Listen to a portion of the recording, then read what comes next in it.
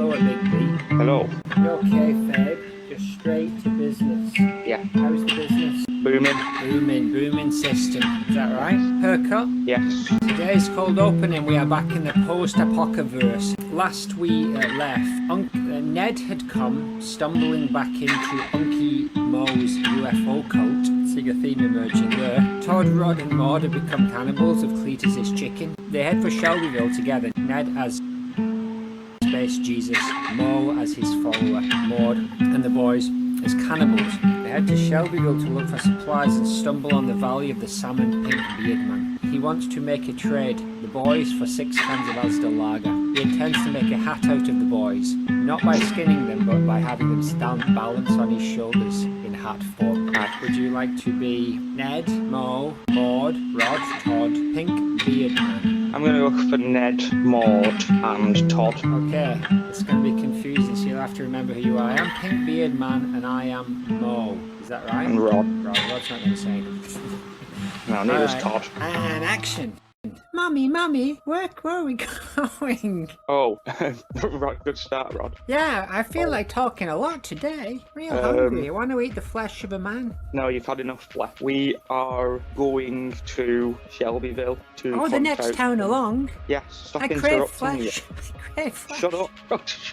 We are... Yeah, we're just Mum, going... I'm not sure why I feel so excited at this trip. I've never been to Shelbyville before. Have you, Todd? No. That's why I'm with stupid. I'm with you. You're stupid. Listen, diddly boys. Your mother's trying to tell a story. Diddly, doodly. Come on, let's follow Space Jesus Ned and go to Shelbyville. Yes, it's time to get moved diddly-moving and change the world for the better. Driving in the camper van. Oh, what? Look who's over there. That fella's got lots and lots of stuff, and his compound is surrounded by dogs and fierce lads. He's the guy who helped rebuild our house. Oh, it's Pink Beard Man. It's Salmon Beard Man, yeah. Salmon Pink Beard Man. Not to be confused with regular Pink Beard Man. Diddly. What do you want? Oh, hello. Could we possibly, if it's not too much trouble, could we have some of that lager? Have you brought any flesh? Oh, Mo? Yeah, they can have my fingers. I'm not using them. Good. Snip. How about... Ah! Snip. Ah! Snip. Ah! Snip. Ah! Is that enough? Well, that seems like a fair diddly deal. Give us those cans, mate. Well, I'm on a security guard. If you give me them fingers, give me 2 of them fingers, I'll let you in for see Salmon Pink Beard Man. Okay. Mummy, I crave flesh. I crave the human floppily-doppilies and eyeballs of a man or woman. Rod, shut up. Alright. What can I do for you? Oh, hello, diddly. Oh, okay. This kind gentleman has given you his fingerinos. Fingers aren't really what I'm interested in. What I'd like is a hat made of humans. Human hat. Do you have a human hat made from the flesh of a human? Not currently, but those two children would suffice. I can give them my skull. You can give them. You can have Rod. Oh, Mummy. Shut up, Rod. Be a Right, good boys. boy. Both of you climb on my shoulders. Climb on my shoulders. Climb on my shoulders, boys. Here's 6 cans of Asda lager for your troubles. Now get out. Throw them out. Mommy, I'm scared. Maude! It's a Maude Flanders. Good cast, season 4. Thanks for the marriage and thanks for the kids. Not this century's Elf Garnet. She is a minimal garnet. Ruined apple, homophobic scrapper. Glaring at Springfield through volunteer vaccine. Faceless hiker, 4-legged spider woman. Knitting world wind champion and scrapbooking for G's. It's the penultimate and 40th episode of MC Goodcast. Yeah. Wow, we have as many episodes now as, I don't know, a show with 40 episodes. I can't think of any. Most of them more than that. Good morning, community. 6 seasons. I reckon they weren't much more than 40. No, they were a lot more than 40, so moving on. There was like 20 episodes a season. Hello, good morning, and El Bombastico Future Ghost Club. Don't any ham, buddy. Brought to you by Jeff Apple, Sunderland. Wow. Islands of Borneo, Sumatra and Java. Sid James, R.I.P. Proud history of glass making and breaking, and 99.6% of the world's birds like. All hail corporate imperialism. Sponsors. Me. Tag team. I'm gonna assume from now on that we're tag teaming sponsors. That was the first one. I am the first sponsor this week. Nice. It's almost a meta sponsor. Number 9, Jenny the Vixen Ryan, Quiz Olympiad, an X Factor celebrity in which she placed 3rd. Nick Leeson, the guy who lost all that bank money in the 90s. Oh yeah, he's a good one. Life in Spiral Carpet's debut LP and half done by Thanos. Plane crash, yeah. I don't want to meet a ghost. We'll go for Vivacious and Cerebrus together as a joint package. Rolling Eyes Woman Lost. Seriously, what is her name? Seth MacFarlane. Nando's curry, balut eggs, tripe and innards, and hodumon. Cut the chickens in half and count the rings, spiky sauce. Carnivores can't shut up about how it tastes funny, like. Yeah. Moving on. Give me a number between 1 and 3, 5, 7. I'm going to have to go for 40, even though I think I got it for 39 last time. It's a nice round number. Last time was a bit of a wet, damp squibs. But this one, Treehouse of Horror 22, Big Maude, prime time. What do we learn? Without giving too many spoilers away, give us some tidbits from Maude's biggest, arguably beyond the grave appearance. From Treehouse of Horror 22? Yeah, is that another one? Is that another one where she's getting it on with Satan? Oh yeah, I would argue that it's not her biggest appearance. It's her most controversial appearance. I will say that. That's good enough for me. And follow that train of thought and tell me why it's controversial, and give me some little gems that will see me over till this bad boy comes along. Yeah, well, I'll talk about my experience with it, because we're talking about post-season 20. I remember watching episodes that I thought Maude might be in anticipation of seeing Maude, and this is one of those examples. It's like a Dexter parody with Ned.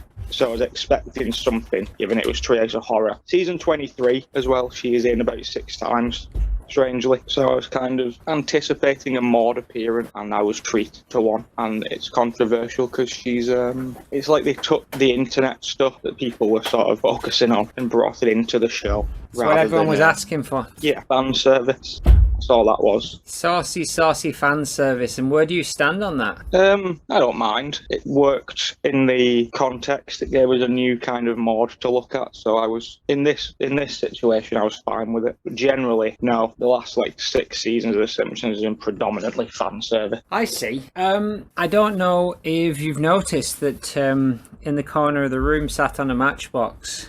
Is he back? He's back.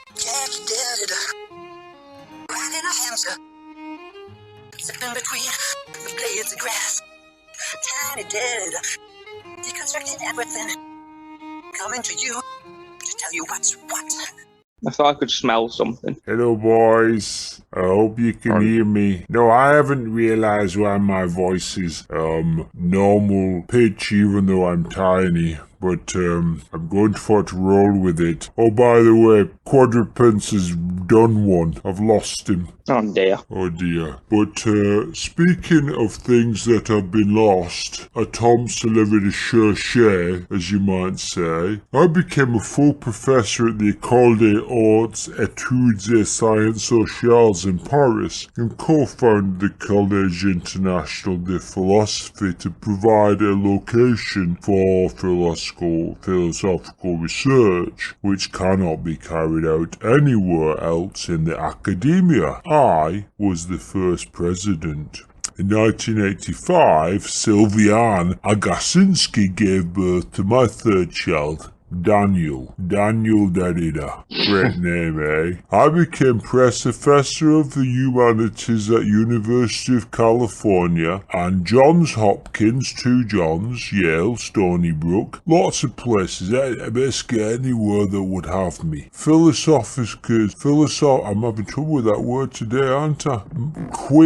Quine, Marcus and Armstrong objected that my work does not meet the accepted standards, that's the voice, of clarity and rigor.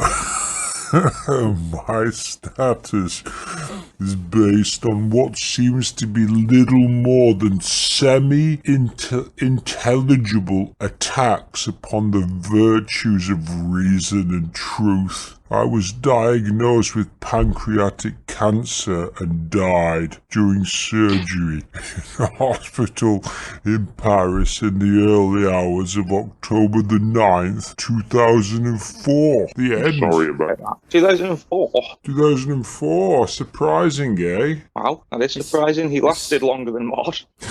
I outlived Maude, and that's just another little piece of fan service for you. I know you like that. Here's a quote. Deal with this. I cannot respond to the call, the request, the obligation, or even the love of another without sacrificing the other others. Not a Lost reference. But how does it fit to Maudlin? I believe it is a Lost reference. Lost also started in 2004, so they just missed each other. That's a shame. Maybe Lost is my resurrection.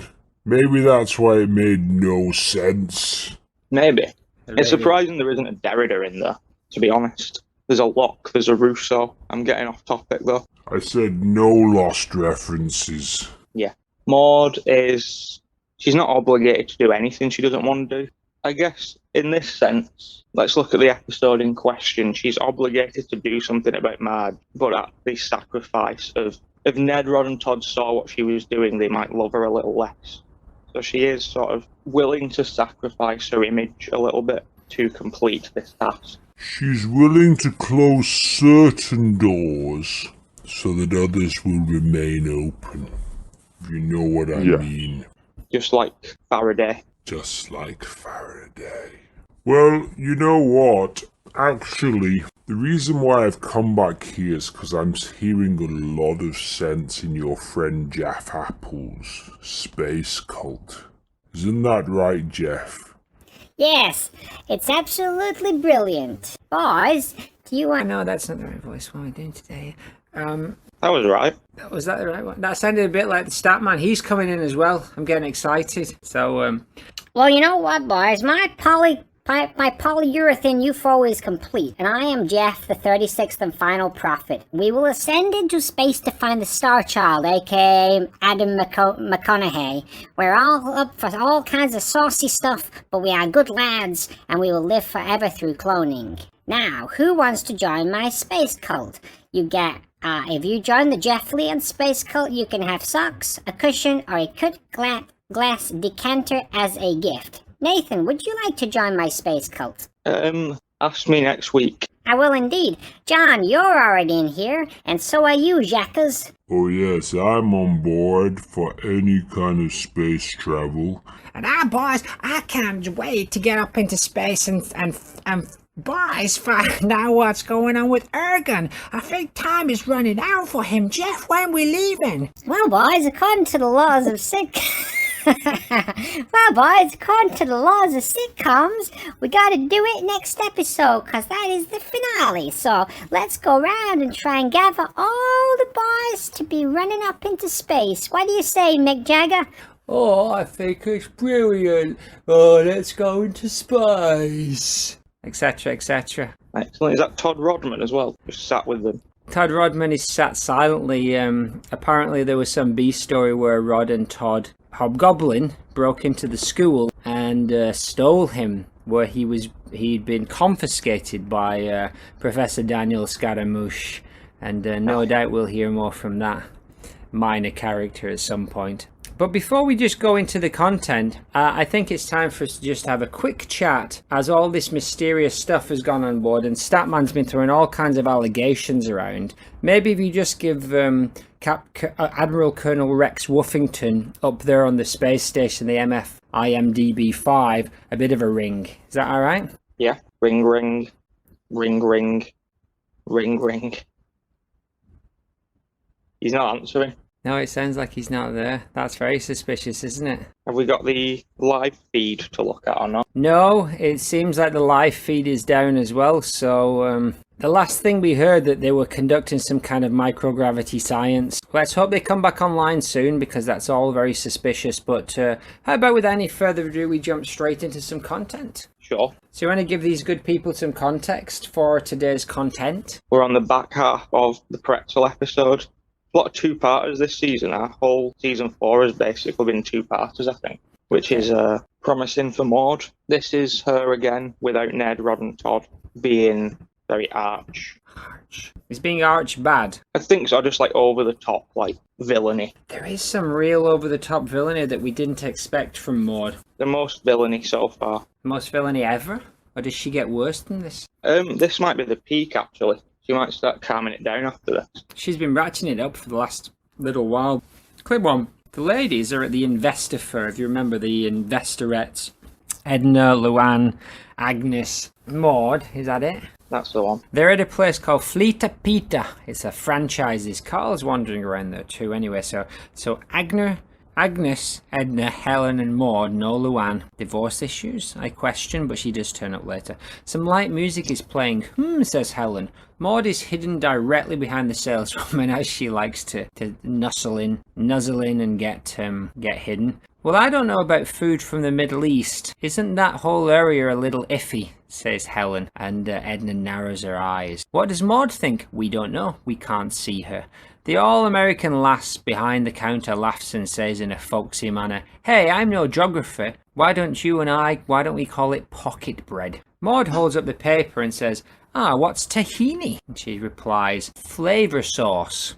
Maude's pronunciation of tahini is floundering a little bit, but she seems okay. She seems to accept that answer. And I went on to SeriousEats.com. All you have to keep in mind is that tahini is just the pureed raw sesame seeds, while tahina or tahine is the prepared sauce. Edna says, what about falafel? And the lady says crunch patties. Helen, so we'd be selling foreign, and the woman cuts her off, speciality food. This is not her first rodeo. She hands a pita bread to them and says, here, try a Ben Franklin. Good scene, good fun scene. Tress MacNeille as the saleswoman. There's a bit after this as well, because this scene sort of goes on, where she introduces the chef. A chef leans out the window of the van and speaks in a foreign language. And then she says, that's our chef, Christopher. Peak 90s, where you can actively have characters expressing things like this in a casual manner. It doesn't surprise me at all from Helen. The rest of them wouldn't lead this charge, I don't think. They're more interested in knowing what the flavours are and stuff. Helen's the only one who's sort of flat out racist. She doesn't hold back. No, that's the Helen we've come to know. She says what Maude is probably thinking. It's the Helen we've come to know but not love. Yes. Helen is very despised in the Simpsons community. Where do you stand on her then? Do you despise her? No, I like Helen. I've always enjoyed Helen. Any Roswell character for me is a bonus. Yeah, no, I've never had any issues with Helen. You're supposed to dislike her. She does exactly what's on the tin. Maude here saying tahini is quite a good one. She says it like it's the first time she's ever said that word. It's more surprising for Edna to not know what a falafel is, given that she's a teacher. The teacher's big on falafel. I do like the whole sort of, this is before sort of, I don't know, like a cultural food explosion maybe in the late 90s in America, where things sort of became more, you see a lot more, I imagine, street food that isn't just pizzas and bagels now. I imagine it's more, especially in places like Springfield, where we're talking small town sometimes. It doesn't surprise me that these things are only just making their way over there in the 90s. No. Wigan didn't get a Starbucks till the 2000s. Wigan still doesn't have more than 4 nationalities of restaurant. No, not even close. It's limited range. So Springfield is in that ballpark at the minute, I would say. They're all up for it. None of them say, no, I'm not eating that. Well, that takes us on to the next clip, where we see the ladies chowing down on their Ben Franklins. And Luann's there, and they're all getting well into which is essentially just a pita bread with falafel and flavour sauce all over it.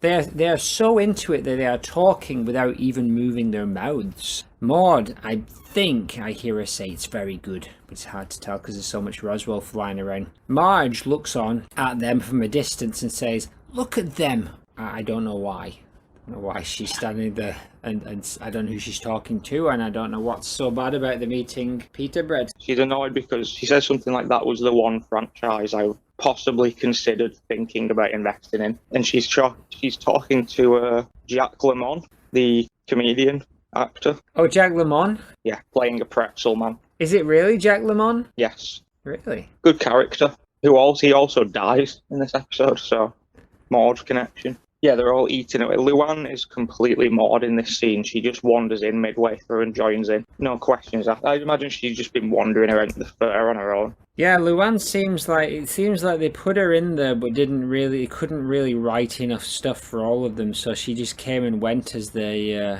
In fact, to be honest, there's not really a lot carrying all 5 of them.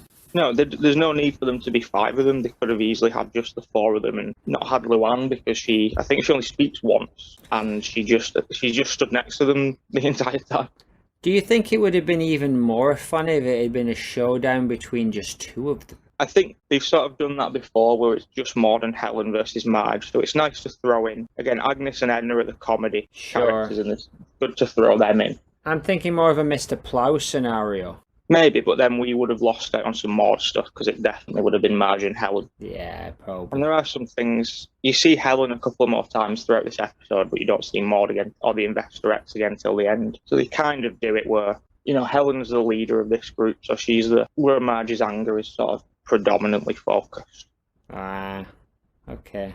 She looks like she's enjoying the food. Well, this for us is another big win because now we can add falafel, flavour sauce and pita bread to that list. Maybe she started making that, even though things went a little bit south after this. Maybe she retained her love for Middle Eastern food, and maybe she expanded, and there was a pita bread night every Thursday in the Flanders house. Possibly. There's also nothing to say that they don't remain invested with this company after this episode. Well, I didn't get all the context. I'm cut out during the fight scene, as we come to later, but they never mentioned it again. But then she's a dark horse. Maybe she took over and just had it ticking away in the background. I imagine they kept the contract with Fleeta Peter. Maybe there was falafel served at the wake.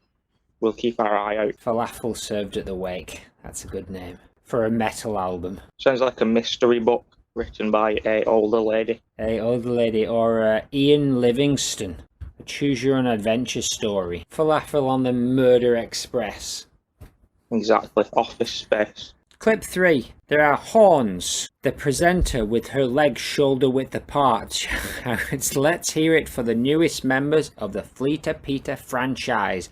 One of those circle paper things that they hold up in the circus is presented, and Maude bursts through the ring with the song I'm Feeling Good from my head to my feet being displayed. Yes, Patti LaBelle. Oh, is that a Patti LaBelle song? Okay. Agnes, Luann, Edna, and as I've written, Helmet, but I think that's Helen. And they say they high-five Maude as they pass. Power, real fun. And Bart comes out. Woo, he jumps out. Maude seems okay with Bart joining their group. And they shout, we're number one. He shouts that we're number one. Agnes is glaring at him. But again, Maude does not seem fussed by this until a burly Peter Fleeta guy drags off Bart off the side, wearing a nice red and white outfit. Helmet, Agnes, Luann, and Ida, but you got Maude right, and that's all that matters. I took a lot of care over the Maude name. The other names I didn't type with quite as much accuracy. Lamb of God. I like this scene. It's another song. She's very animated here. This is like Bongo Maude again, with her arms thrown up. As you pointed out recently, I think there is a lot of arm throwing this season. But possibly every time we've seen her, she's thrown her arms into the air. So I wonder. I would say that there has been more arm throwing than non-arm throwing appearances this season, for sure. Definitely. The only one I can think of where she definitely didn't was the divorce. Editing, Nathan. She did. She threw them up when she said cornstarch to Ned. But yeah, so that's a weird trait that's come out of nowhere. Unless we just missed it for 38 episodes. She's first in this list. Did that strike you as odd? Yes, it struck me as odd in this clip and also in the next one that she took such a lead, given that this is Helen's kind of bag. I think it was just a logistical split in the lines, somewhat early, except for Luann. Helen's got a lot to do already, so I think instead of just giving Helen all the lines, they threw Maude a couple of bones, and she grabbed them and made a wish, and the wish came true. This song was also featured on RuPaul's Drag Race as a lip sync song, but Vivacious was not present. Well, you can't have everything. It's fun. I like that they all give each other a high five too. The only thing I would have changed in this scene is I would have put them in the Bleacher Peter outfit, like to show that they're a part of the team. And I do like Bart again. This isn't a Bart episode. How we said the divorce wasn't a Homer episode, so he can just show up for little gags. Yeah. That's sort of what Bart's doing here, and it's funny because I don't think we've seen Bart for a while at this point in the episode. So the fact that he's just somehow behind the scenes got involved to this point where they even know his name, I enjoyed. And yeah, Agnes definitely looks the most annoyed, but I think she always does. She could have a resting angry face. Yeah, I think generally she does. Even the figure of Agnes has an angry shouting face. I believe that is all I have to say on that clip. Well, I'm interested in what went on between this scene and the next one because it takes quite a dark turn, but you can fill me in on those points later. So we get to clip 4. I'm going to share my screen so you can once again revel in my atrocious typing. Facts, and here they are, gangsters. Fat Tony, and what are the other twos? What are the other twos called? Average Time Maude. Cut to the investorettes. It looks like Maude is rolling up her sleeves to fight. The others are in tow. Evil Maude, I ask. They storm over the lawn and say, well, if it isn't Marge Simpson, says Edna.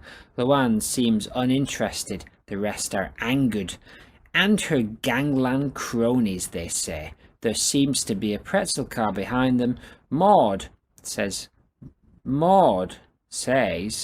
your goon squad certainly gave you the edge in the mobile snack business, pointing at Tony, but she has no fear. And we say an angry, face forward, hands on hips. In fact, face forward, everyone, or severyone as I've written. Leader is Maude, but I'm afraid we have outdone you once again. The group parts and Maude presents Hiroshi and Yukio with 3 other Japanese men. She smiles and shows the 5 Yakuza. Horns sound and Maude says, perhaps you've heard of the Yakuza. The men pull out throwing stars and knives, and she says the poison fists of the Pacific Rim. There are nunchucks. The Japanese Mafia, says Maude. Agnes says, they'll kill you 5 times before you hit the ground. The gangsters face down the Yakuza. And we see a bird's eye Maude looking on. But the fight scene is cut. Tense. This scene wins 2 awards. One of them is just for me, as the face forward everyone is probably my favourite still of Maude from the entirety of 32 years. But only because you get Luann, Edna, Helen and Agnes in there too. So I would put that up there as one of my favourite, if not my favourite, image that we see. Second award. This is by far the longest she's ever spoken for. That is a lot of words and sentences that she makes.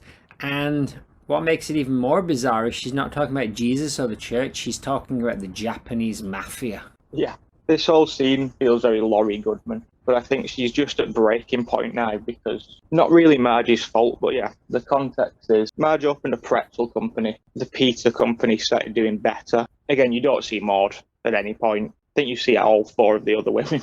We don't see Maude again. Homer feels bad for Marge, so he gets Fat Tony involved somehow. And they just start messing with all the other franchises. They definitely do something to Mole Man. They blow up the Peter van. I know that. What's Mole's Man's franchise? I can't remember. If he's just... I think it might be another pretzel company. There's something, but they definitely... It must have been an hour. They either don't hurt him or we missed a trick with our my Mole Man death video. Mole Man death video. Yeah, so that's the context. So at this point now, Maude sat there thinking, Marge has blown up her van and made it impossible for them to make any money, which they sort of had coming. and being so rude to her the entire time, and kept saying, like, she called her a wet blanket before. Is this the actions of a wet blanket now? Literally exploding the van. Is this moribund? I looked up moribund in the dictionary. And next to it I saw Mr. Jake Mokem. I have plenty to say, but I keep forgetting it because I didn't make notes. Her face keeps changing when they're walking over. After Helen and Edna have had their little line, they're walking and her face is like jiggling with anger. I think they all are. Yeah, like the lines under her eyes and everything. Like, it's the most bongo I've seen her for a while in show. It's very bongo. She looks shattered as well. She's got big bags on her eyes. What's been going on in this interim? How long's it been? And what kind of ringer have these ladies been through? They sort of have. To me, like, they've had the. If we're looking at this as it was a Maude episode, you know, she was a bit mean to Marge at the start, but she wasn't necessarily mean after that. She didn't even angrily say Marge's name like everybody else. She's just invested in this business that she wanted to invest in, and then Marge came along and made it impossible for her to carry on with it. So I think she is just shattered. Like, she's just, well, look at the point she's got to in her life. She's obviously looking for an extreme way out of this situation. An extreme way out of this snack-based conundrum. I don't know who of the 5 of them had this contact to the Yakuza. That's my question. That's the elephant in the room. It was Maude who introduced them. Maude has the most information on them as well. Maude knows the names. She explains what the Yakuza are. She even gives like a poetic sort of description of them. Yeah, all very strange. I'm trying to place who would have possibly been her. There's definitely a middleman here, and in my head it's Ruth Powers. But Ruth quite likes Marge, so I don't know. Could also be Sarah. We've seen that Sarah's a bit untoward recently, haven't we? We've learned plenty more about Sarah Wiggum. So it is very likely that if she needed a criminal, Sarah Wiggum would be the person she would go to for that connection. Mo's a possibility too. He's got to have connections in the underworld. We know that he's got some pandas. I mean, that's China more than Japan usually, but you know, he ain't... Maude pandas. Are they Maude pandas? No. No. Just rhymes, so it's nice to say. But yeah, there is the option that he turned up the hoochiness for a little bit and, you know, flirted with Mo to get some contacts. That does sound like the kind of thing that might happen. I just wonder whether maybe she'll reveal that in her diary today. It seems like this kind of thing she might have written down. But who knows, maybe she focused more on the delicious taste of the flavour sauce. Maybe. She also, and I just like that this is her scene. This is her leading the charge. This is the most unlike Maude we've seen her so far. She's only needed one episode away from the niceness of Ned to get in touch with the Mafia. I don't know what the intention of, like, what does she want the Yakuza to do? She doesn't really explain what she's brought them there for. Is it just to combat the Mafia, or is it to actually inflict damage on the Simpson family too? I think it would have been a much more interesting scenario if Fat Honey wasn't there and the Mafia had simply just attacked the Simpsons. The Yakuza had simply just taken their martial arts to Homer's overweight body. And it gets everybody out of the scene too. This is one of those where they clearly didn't have an ending. No. So this is the last scene of the episode. Oh, okay, so it just fades out, the fight or whatever? No, it cuts week after week. The Mafia start fighting, and again, it does an aerial shot. All the women are gone. The investorettes are gone. The Simpson family are still stood on the doorstep, but all the investorettes have gone now, and the Mafia and the Yakuza just fight for a bit, and then the family go inside and just talk about how Marge doesn't really want to carry on doing the pretzel thing, and then the smallest Yakuza member gets thrown through the window and bows and says, "Forgiven us, please," walks out, and then the episode ends. Yeah, I mean, the gentleman if nothing else. And yeah, it's left a lot of unanswered questions. It's strayed deeply into Family Guy territory, even before Family Guy was a twinkle in McFarlane's eye, our sponsor this week. Maybe that's why he sponsored this episode. I think it was only about a year away from existing. So maybe this is what pushed him over the edge, and he thought, listen, if the Simpsons are going to do this shit, I'm just going to write a TV show that's essentially a ridiculous parody of the Simpsons. Yeah, and again, we're sort of considering Maude is usually the character that we see like tied to continuity or like grounded in reality. Like the things that happen to Maude would happen to her in the real world. This is one of those examples that I don't see happening in the real world, where Maude would bow out of this situation a lot earlier. And I think it is just it's a mixing pot of spite for Marge, exhaustion, and knowing somebody who can, you know, easily bring the Yakuza to them. She's been pushed to the very edge. We don't really know why. I can only imagine late nights crunching numbers has really pushed her to the very edge of sanity. And that is the end. But again, they've also just recently lost the house. A couple of weeks ago, the house was destroyed. Yeah. The Leftorium was ransacked, and now her new business has been exploded. So she is getting a little bit of the When Flanders Failed story in the background here, but she's handling it a lot better than Ned. She's handling it pretty well, but she has definitely, this season, not had an easy ride. No, normally and she's done caring. She's done being the nice guy, I think. She's ready to have the Simpson family killed by the Japanese mafia. She's got no D's left to give, even the baby one. Slit the baby one's throat and use them as a hat. That's what the Pink Salmon Beard man would say, not what I'd say. Especially Bart, but especially Lisa. Oh, good lord. We're taking a dark turn, and you know what? I think it's the right way to go, because the Maude art that's coming up, it's just right for this mood. Got anything more to say on those clips, or are we moving on? No, that's it. This was one that I was heavily anticipating at the start of the Maudecast. It's nice to finally arrive. It's nice to tick it off our list. It's good that it coincided with our 40th episode too, Maude's longest line. Yeah. It's been a fun ride. And I'm hoping that this season we'll round it out, and maybe we'll get a trip to space out of it. And we'll come back refreshed with no shenanigans. It'll just be, we'll get up there, we'll realise that Ergun's not up there, that it was all just a mistake. And we'll be back, and everything will calm back down again, and we can get back to our normal street level shenanigans and none of this cosmic stuff. Smooth sailing. Remember that time that you died? I do, that was a while ago. But I'm back now, and we're focusing very heavily on Jeff Apple's UFO for some reason. It's like that idea was just thrown to the wind. Exactly. And so, here, I'm about to share my screen, and not only am I going to share my screen, I'm going to share some sound. So what do you think of that beautiful piece of artwork? And Fun. You can listen along while I am playing it to the song Come Meet Ned Flanders, spelled C-U-M-M-E-A-T, Ned Flanders.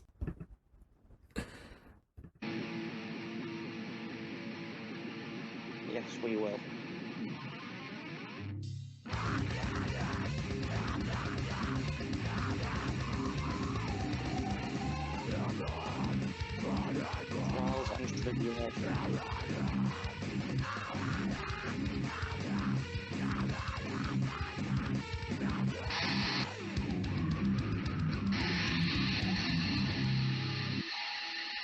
Hold it close to your ear so you can experience it fully.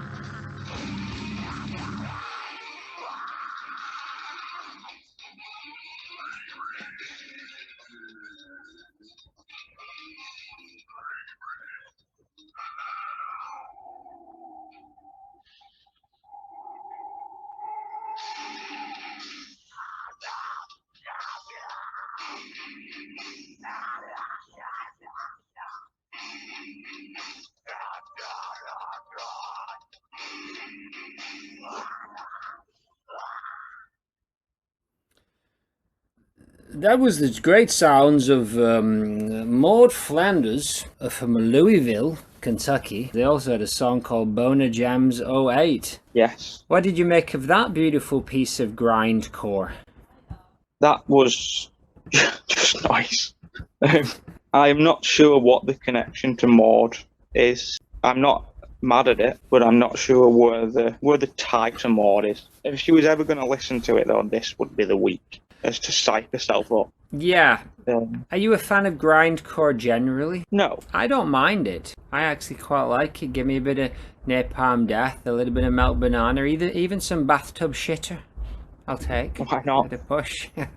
I'm sure there's something in there to be deciphered, but I would have preferred it without the zombie noises or the person throwing up noises. Oh, the vocals. Yeah. Vocals are a great part of rock and roll music. I am not here to criticise any art. There's a very perfunctory description of the band. Maude Flanders was formed in late 2006. After a couple of years of playing new songs, they recorded a demo. Not long after the band was finished recording, they lost their bassist. Now with a newfound determination and soon to be new members, Maude Flanders is still eager to bring their music to the stage and all of the loyal fans that have stuck with them through their trials and tribulations. That's a somewhat generic description of the band, considering the hardcore nature of their music. They got a MySpace page here. Let's see whether we can look at that. Maybe they got something. It says Maude Flanders R.I.P. Is Louisville, Kentucky? Yes. Home of great music. Home of Slint. David Grubbs, I believe, was he from Louisville? And Bonnie Prince Billy, I believe. The chicken guy? Is the chicken guy from Kentucky? The Colonel? I'm gonna assume so. Colonel Norm MacDonald. Still, I feel we digress. Now, they've got a nice black metal kind of name written. Would you like to describe that? Yeah, that I enjoy more than the music. Unfortunately for them, it sort of looks a bit like Jesus's hat that he wore for his murder. Yeah, the hat of thorns, I believe it was called. Yes, the murder hat. I like that. After us, you wouldn't see the name Maude Flanders in it if you weren't looking for the name Maude Flanders. No, it's one of those sort of when illusion. you do look, it's there, right? Yeah, it's like an illusion. So I enjoy that. This is the sort of thing I imagine I would scroll past on the internet and it would freak me out because I would think that I had planted the name Maude Flanders in there and it wasn't actually there. And my psychology had done that for me. But it is real, so that's always good. It's tangible. Yeah, it sort of looks cool. It has a religious connection to Maude. They could have gone for Pink, but I don't think they're really going for any direct Maude Flanders references, to be honest. That's the only kind of disappointment to me, that they're called Maude Flanders and these tracks don't directly relate. The other band called Maude Flanders that we listened to in an earlier episode, they were more of an improvised jazz, I guess, scenario. Yes. They were a little bit heavy, but they were nothing like these chaps. It's the same sort of improvisational, not really connected to Maude, but audio-wise, I preferred the first one. Yeah, but this one's pretty tight, so it's probably not improvised. Improvised grindcore, it's hard to do. Free jazz, that's much more your open-ended bag. But tell you what, these grindcore people, they're tight. So check out some grindcore people, even if it's not Maude Flanders. It'll do you good. It'll be good for what ails you. It will help. Shall we move on to a little bit of spectral speculations? Sure. What I would like to ask you is about her father, Frank. We know very little about him. We do. We know he's married to Marilyn. We know he passed away sometime after Maude, we think. But what do we need to know about Frank himself? I think we don't know a lot about Frank because Maude doesn't know a lot about Frank. It's a very convenient answer. Yeah, they weren't very close. He's a tall man. I see. He's a very, very tall, unloving man. He's like maybe the opposite of Ned. So he's kind of irreligious, but we know he's very religious, or was he faking it? Oh no, he's religious, but he's just sort of that bad religious. Very, very stern, unforgiving. I see. He doesn't cross any lines, don't get me wrong. He's still he's not a smacker. Maude didn't, she didn't have any kind of mental, I have to go in this room and hit myself with this whip because I had some wintergreen ice cream, none of that. But he just wasn't very pleasant. Bit of a sour ball. and he really liked kite flying. That was his hobby. Out every Saturday and Sunday early at the crack of dawn, flying his kite, come rain or I'd argue shine. that it was his life more than his hobby. That was what he was there for. Was it his job, or was it unrelated to his income? It was unrelated, but he spent all day at work thinking about kites. Sketching kites on the back of beer mats. Yeah, I think he was a butcher. Really? Yeah, small town, kind of like genial butcher. Not the main butcher, the second one in the butchery.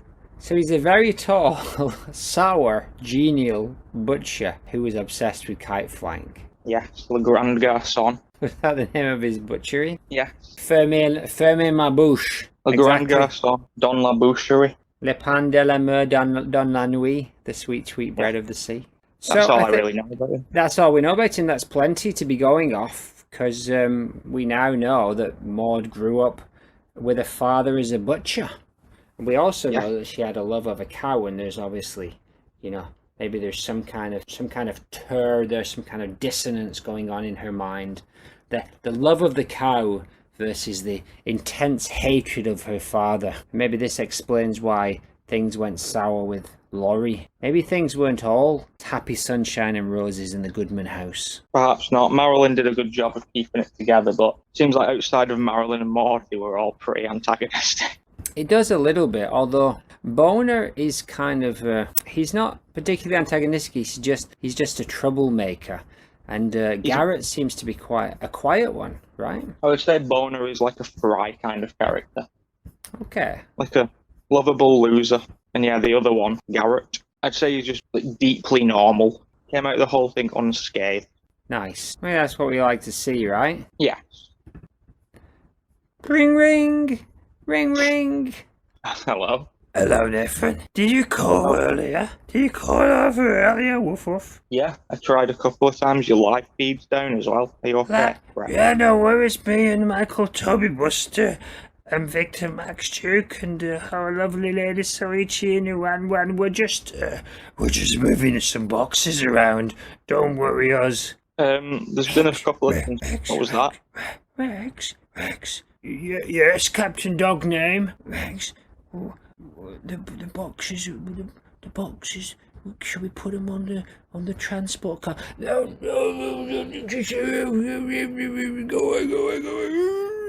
Sorry, Nathan. Sorry, that was very rude of Captain Barker. I mean Captain Dog Name, not Barker. Woof woof. Can I help you with something? Because we're very busy up here. We're probing the squeezability of neutron stars. It seems there's a few concerns down here on planet Earth.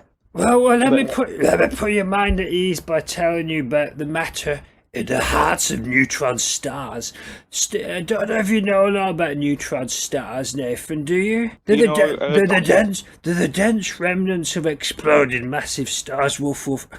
They take the most extreme form we can measure, but now thanks to our new neutron star interior composition explorer, we've been able to discover that the mysterious matter is less squeezable than some physicists predicted. Is that enough? Does that answer your question? Not at all, but it's good to see that you're busy. Do you know anyone called Errgun? No, never heard of him. No, never heard of him. Well, our friend is sort of missing. Listen, I'm very busy. Don't come round here. Bye. Just trust me. Bye. Beep. Well, to be honest, I'm starting to get a little bit suspicious that maybe things aren't all sunshine and roses up there either. But what can we do? It's not like we've got a spaceship and we can just get in. Of course you can, boys. If you want to just come to space with me, all you gotta do is sign up for my space cult. Once peace has arrived, the Twaha will return to Earth, specifically Worsley Mesnes, to share their 6G technology and usher in a utopia. All we gotta do is murder all the animals. Oh, okay. Can we just get a ride to space? No, you gotta join the space cult. We're up for all kinds of saucy stuff, but we're good lads, and we'll live forever through cloning. Go on then. Would you like socks, cushion, or a cut glass decanter as a gift? Everybody likes to sit on cushions. Cushions it is. Oh, we're all out of cushions. Here, have this cut glass decanter as a gift. Now shut up and start saying your prayers. Just plastic. Shut up. Well, Jeff, as much as I enjoy going to space with you, I'm hoping next week as the season finale, me and you and all of your fellow recruits can head off to space together. Is that a good idea? I'll get the whips ready. What? Bye. Jesus. So, Nathan, have you got one of Maude's diaries there at all? Oh, yeah. Yes. Bear with me. Oh, I will. I'll burr down for you. Dear Diary, today I went for lunch with Carl Carlson. The meaning of the lunch was to discuss a wind chime gift for his friend Lenny for his upcoming birthday. He was requesting I make a wind chime as he had heard from, believe it or not, from Homer, that I was in the business. So we've gone out for lunch and I have recommended that he tries the pocket bread because I find it to be delicious. And Carl was shocked at how cultured I was. He rubbed his eyes in disbelief 8 or 9 times. So the dinner was lovely. But then that snake fella came in with a tactical 12-gauge shotgun and said, "Give me all the pocket bread or I'm going to shoot Carl." The owner of the restaurant, like Luigi or someone, said no. And then Snake just grabbed Carl and ran out. So I got in my car and I followed them to a small shack. And inside, Snake was forcing Carl to make and prepare all the pocket bread. So I took the shotgun that he'd left at the side of the door and I ran in, I put it up his nose, screaming and crying until he let Carl go. And then just as a warning, I shot his cat and then we left. And me and Carl have decided that we're never going to tell Ned or Lenny about today. And we're probably never even going to speak again on screen. And Helen's getting fat, isn't she? Bye. Here's what I like particularly at the end, that Maude said that they would never speak again on screen. It's almost as if she knew she was in a TV show. Perhaps. Probably just a little witticism.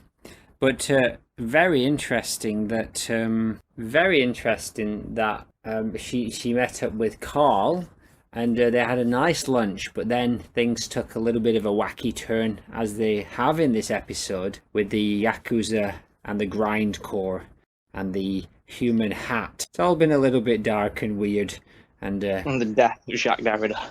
And the actual literal death of Jacques Derrida and his rebirth as the TV show Lost. All in all, it's been a little bit of a shit show, shall we say, but a fun one and a good one. And I'm sure it'll edit up nice and sweet and tight, just in time for the very last episode of this season, where it looks like we're all going to be going off to space in a big old space cult to find out what the bloody heck's going on up there in MFIMDB 5. That'll be fun. So what are we looking at in the next episode then? If I can remember correctly, the Prohibition stuff, but I might be wrong. Okay. It might also be her trip with Marilyn to the Twin Cities. Either way, it's going to be substantial. Substantial and fun. Are we going to finish an episode there, or is it going to be going over into the next season? I think it is going to be going over. We can probably make it into a cliffhanger, right? Can't we? People love those. I imagine that we're not going to wrap up that space story either, so probably cliffhangers ahoy. Shall we wrap it up with a song? Yes. You like it when you can see my badly typed lyrics, right? That's fun. Yeah, that's the easiest way for me to have fun. So I'll put that on and you can have fun at my expense. The ladies are at the investor fair. Isn't that whole area a little iffy? Light music plays, says Helen. Stunning pronunciation. Well, I don't know about food from the Middle East. Isn't that a little bit iffy? Here, try a Ben Franklin. Laugh, lesson, laugh, Lassie in the folksy manner. Pocket bread. Maude, it's very good, the lady, Marge, and looks on and says, look at them, why? She has a repeater bread. Here, try a Ben for Franklin. He bursts first through the Ryung. Talking without moving their mouths. Average G-Tim Maude. Bart is grabbed by a burly pitifully guy. Maude, your goons swooked cretinely gave you the edge in the mobile snack business. Average grim Maude. Average bloody grim Marge. Tahini. Ka-ching. Marge. Marge. 40. 40. 40, yeah. 40. The end. Fast, The end. Tony. Fast, Tony, the end. We did it. A nice round number, 40 episodes. If you made it this far and you've listened to every minute, you can get a non-refundable, a non-fungible prize. We're pushing on almost 2 solid days worth of listening to Maude. And I, for one, welcome that kind of nonsense. Exactly. Alright. Bye. Bye. Bye.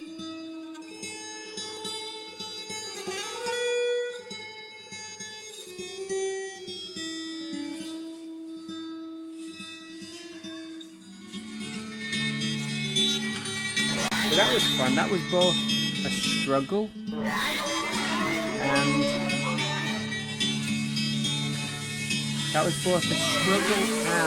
fun. Yeah, I'd say we've done 40 of those now.